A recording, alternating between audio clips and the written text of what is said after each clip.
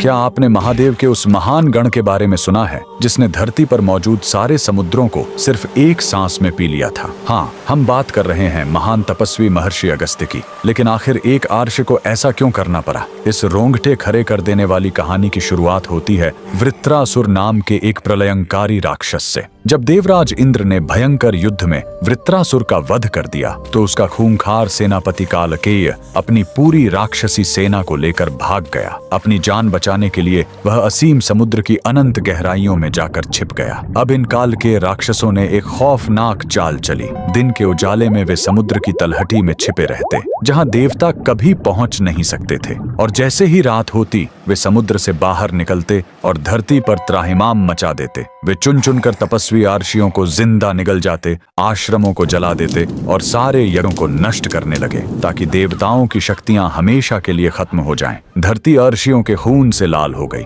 तब देवराज इंद्र और सभी देवता बेबस होकर भगवान विष्णु के पास पहुंचे। श्री हरि ने एक ही उपाय बताया। देवताओं, कालकेयों का वध तभी संभव है जब समुद्र सूख जाए, और इस पूरे ब्रह्मांड में केवल महादेव के अंश और उनके परम भक्त महर्षि अगस्त्य ही यह चमत्कार कर सकते हैं। देवताओं की पुकार सुनकर महर्षि अगस्त्य विशाल समुद्र के तट पर पहुंचे। महर्षि ने महादेव का ध्यान किया और अपनी हथेली आगे बढ़ाई, और फिर ब्रह्मांड का सबसे अकल्पनीय चमत्कार हुआ। हजारों योजन में फैला वह गरजता हुआ असीम महासागर महर्षि के प्रचंड तपोबल के आगे विवश हो गया। देखते ही देखते वो पूरा का पूरा समंदर एक छोटी सी बूंद में सिमटकर उनकी हथेली में आ गया, और पलक झपकते ही महर्षि उसे एक ही सांस में पी गए। देखते ही देखते लहरें मारता हुआ वह असीम महासागर एक सूखे और भयानक रेगिस्तान में बदल गया। पानी के बिना कालकेय राक्षस नंगे मैदान में तड़पने लगे। मौका मिलते ही देवराज इंद्र और अन्य देवताओं ने मिलकर उस पूरी राक्षसी सेना का संहार कर दिया। लेकिन इस घटना के बाद धरती पर भयंकर अकाल पड़ गया। सारे समुद्र सूख चुके थे